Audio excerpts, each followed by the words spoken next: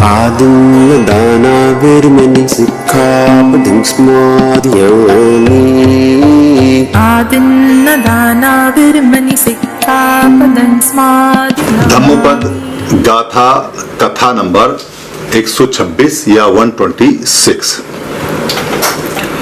ये जो कथा है ये एक मणिकार की और एक तिस्से भिक्खु की है। तिस्से नाम के भिक्खु की। मणिकार का मतलब जो मणि को या ज्वेल को या लाल को घिसता था, जो पत्थर थे उनको घिस के चमकदार बनाता था, उसको मणिकार बोलते थे। जैतवन के अंदर एक भिक्खु तिस्से लगभग 12 साल से उस इलाके में रेगुलर भिक्खा, रेगुलर शिक्षा, रेगुलर धम्म सिखा रहे हैं और लोग उनको पिंड भी दे रहे हैं, खाना भी दे रहे हैं। मणिकार के यहाँ भी जाते हैं। मणिकार की जो पत्नी है बड़ी धम्मवान है, वो बहुत ज्यादा धम्म को सीखती है। मणिकार भी धम्म को सीखता है। उनका एक पालतू पक्षी है सारस यानी कि कौच, वो उन्होंने पाला हुआ है। एक बार मणिकार मांस के टुकड़े को यानी मांस के टुकड़े को काट रहे होते हैं, तब वहां भिक्खु पहुंचते हैं। भिक्खु एक तरफ बैठ जाते हैं आराम से। तभी पसंजीत का एक सेवक वहां आता है, राजा पसंजीत का, और एक लाल मणि देके जाता है, लाल पत्थर, और बोलता है कि इसको घिस के, इसको अच्छी तरह से काट के, इसको चमकदार बना के और दरबार में यानी कि राजा के पास भेज देना या मैं ले जाऊंगा। वो चूंकि उसके हाथ मांस में सने हुए होते हैं, वो लाल मणि देखता है और मांस के हाथ धोने के लिए जाता है। लाल मणि जो पत्थर होता है उस पर मांस का कुछ गंध, स्मेल और खून लटक जाता है और वो सारस उसको मांस समझ के खा लेता है। जब सारस उसको मांस समझ के खा लेता है तो ये क्रिया भिक्खु देख लेता है। भिक्खु देखता है कि सारस ने यानी कौच ने वो खा लिया है। जब वो हाथ धो के आता है मणिकार तो उसे वहां वो मणि नहीं मिलती। तो वो जो मणिकार होता है, वो मणिकार जब वहां मणि नहीं पाता है तो वो पत्नी से पूछता है। पत्नी कहती है उसे पता नहीं, तो उसका शक सीधा भिक्खु पे जाता है क्योंकि भिक्खु के अलावा कोई है नहीं। तो उसकी पत्नी कहती है कि ये 12 साल से हमें धम्म सिखा रहे हैं, ये ऐसा काम नहीं कर सकते, ये तो चोरी करने को मना करते हैं और सिखाते हैं। वो नहीं मानता और वो हाथ पर बांध के उनकी पिटाई शुरू कर देता है और बार बार कहता है कि बता मणि कहाँ है, बता मणि कहाँ है। भिक्खु कुछ नहीं बोलते, जबकि भिक्खु जानते हैं कि वो मणि जो कौच है उसने खा ली है। इस बीच में जो वो कौच यानी कि जो सारस होता है वो टहलता टहलता, क्योंकि भिक्खु के चेहरे से डंडे खा खा कर खून टपकना शुरू हो जाता है, तो खून नीचे जमीन में पड़ता है, तो उसको चाटने के लिए सारस आगे बढ़ता है। वो जो मणिकार है गुस्से में एक डंडा उसके भी मार देता है और एक डंडे में सारस यानी कौच मर जाता है। जब वो मर जाता है तो भिक्खु कहता है कि जो मणि है वो सारस ने खाई है, इसके पेट में है। उसको बड़ा ताज्जुब होता है, वो सारस को काटता है, पेट को फाड़ता है और उसमें से मणि निकलती है। वो भिक्खु से बड़ी क्षमा याचना करता है। इस बात की चर्चा भिक्खु संघ में चलती है। तो भिक्खु संघ में चर्चा चलने पे भगवान से वो पूछते हैं कि क्या हुआ, क्या कारण था, क्या गति रही और भिक्खु ने पहले क्यों नहीं बताया और बाद में क्यों बताया। पहले ये गाथा सुन लें, फिर बाद में मैं आपको बताऊंगा कि भिक्खु ने क्यों नहीं बताया। गब्भ मैके उपजंती निर्यंग पाप कम्मीनो सग्गं सुगतिनो यंती परिनिब्बंती अनासवा। गब्भ मैके उपजंती। गब्भ मैके उपजंती का मतलब गब्भ में यानी गर्भ में, गर्भ के द्वारा उपजित होते हैं, पैदा होते हैं। यानी कुछ जो प्राणी हैं वो गर्भ के द्वारा पैदा होते हैं, यानी कि वो लोक में आते हैं, इस जीवन को ग्रहण करते हैं, जीवन में आते हैं, इस पृथ्वी पे आते हैं जब गर्भ में वो पैदा होते हैं। और यहाँ जो गर्भ की बात है वो प्राणी की है, यानी वो मनुष्य का भी हो सकता है और किसी जानवर का भी। निर्यंग पाप कम्मीनो, और जो पाप को कम करते हैं, पाप का कर्म करते हैं, वो निरय में जाते हैं, नरक में जाते हैं। उनको ऐसी वेदनाएं मिलती हैं जो तीव्र होती हैं, जिनको वो झेल नहीं पाते।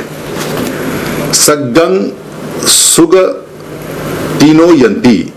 सग्गंग सुगतिनो यंती यानी सग्गंग माने हैं जो स्वर्ग है, यानी कि अच्छे जो तरंगे हैं, अच्छी जगह हैं, वो जाते हैं जिनकी गति अच्छी होती है, यंत्रवत जाते हैं। यंत्रवत का मतलब यंती माने ऑटोमेटिक जाते हैं, अपने आप जाते हैं, मशीन की तरह जाते हैं, उनको भेजने के लिए कोई दिक्कत नहीं है। अगर वो अच्छा काम करेंगे तो वो जो सज्ञ है, अच्छे लोग हैं, उनमें पैदा होंगे।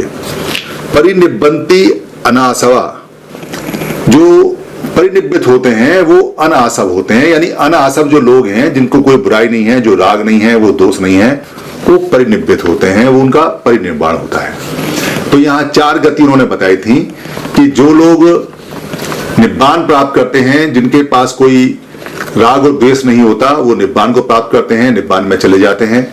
जो अच्छे काम करते हैं वो अपने आप ही अच्छे लोगों में पैदा होते हैं, सग में होते हैं। जो पाप कम करते हैं वो निरय में जाते हैं, नरक में जाते हैं। और जो न पाप कम करते हैं और ना ही कोई पुण्य कम करते हैं, वो गब्ब में जाते हैं, प्राणी बनते हैं, प्राणी के पेट से निकलते हैं। वहां भिक्खु ने इसलिए नहीं बताया क्योंकि जो तिस्से थे वो अरहत थे, और जो अरहत होते हैं वो किसी प्राणी की हत्या अपनी वजह से नहीं होने देते, चाहे भले ही वो मर जाए।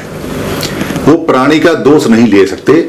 अगर वो ये बता देते कि ये जो क्रोच है सारा से इसने खाया है, तो वो जो मणिकार है वो उसको मार देता, उसके पेट में से उसको निकाल लेता। इस कारण से हत्या का जो दोष लगता वो भिक्खु पे लगता, क्योंकि भिक्खु ने अपनी जान की परवाह करते हुए उसको बता दिया और वो मारा गया। भिक्खु इस दोष को, इसलिए भिक्खु चुप रहे क्योंकि चोरी तो उन्होंने की नहीं, इसलिए बोले क्या। और वो उसको धनाधन पीटे जा रहा था क्योंकि वो बोल नहीं रहे हैं और बता नहीं रहे हैं और मणि है कहां। और जो उनकी पत्नी थी, पत्नी ने मना किया, वो धम्मिक थी, इसलिए पत्नी को सज्ञ मिलेगा, यानी अच्छा जन्म मिलेगा, बिना कष्टकारी मिलेगा। और जो मणिकार है, क्योंकि उसने एक भिक्खु पे हाथ उठाया, भिक्खु को मारा, और एक मणि के लालच में, जबकि भिक्खु ने ये कहा कि उसने चोरी नहीं की है, फिर भी उसको मारा और भिक्खु की बात पे यकीन नहीं किया, इसलिए उसको निरय मिलेगा। और जो क्रोच है, क्रोच किसी प्राणी के पेट में जाके जन्म लेगा। और जो अरहत है, यानी कि जो भिक्खु हैं, भिक्खु को निब्बान प्राप्त हुआ है। भिक्खु अब दोबारा इस लोक में, संसार में अब वो शरीर धारण नहीं करेंगे। ये इस गाथा का मतलब है। धन्यवाद। आप सभी से ये निवेदन है कि अगर आपको ये वीडियो अच्छी लगती है या बाकी वीडियो अच्छी लगी हैं और आपको लगता है कि धर्म की वीडियो किसी को और मिलनी चाहिए या किसी को गिफ्ट में भेजनी चाहिए या किसी भाषा में कन्वर्ट करके आगे बढ़ानी चाहिए या प्रिंट में किताब में छापनी चाहिए या इसकी जो ऑडियो है उसे निकाल के भेजना चाहिए या इसका किसी पार्ट को इस्तेमाल करना चाहिए, तो आपको लिबर्टी है, आपको छूट है। ये सभी कॉपीराइट फ्री हैं। आप अपने फेसबुक पे, अपने पेज पे, अपने ट्विटर पे या अपने हैंडल पे या लिंक को कहीं भी शेयर कर सकते हैं, कहीं भी चला सकते हैं। आप यूट्यूब पे भी चला सकते हैं, अपने नाम से चला सकते हैं। इसके लिए इजाजत लेने की या परमिशन लेने की बिल्कुल भी जरूरत नहीं है। आप इसको अपना मान के चलाएं, क्योंकि धम्म सबका है। हम जो बताते हैं वो भगवान बुद्ध का है या महापुरुषों का है, उन्हीं की बात को सरल भाषा में बताते हैं। हमारा सिर्फ इतना राइट है इस पे कि हम इसको लोड कर देते हैं, बाकी सारी ये पूंजी आपकी है। धन्यवाद। गच्छामि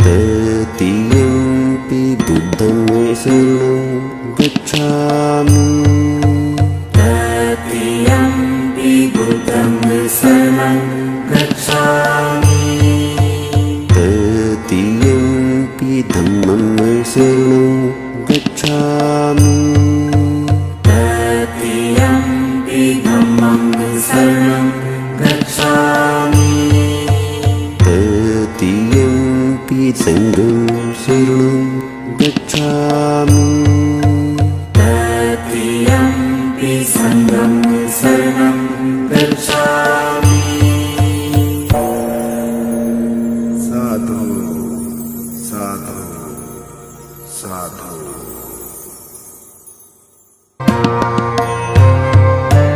Kamesa michchadara virmani sikkhapadam smadhiyami Kamesu michchara virmani sikkhapadam smadhiyami Kamesu michchara virmani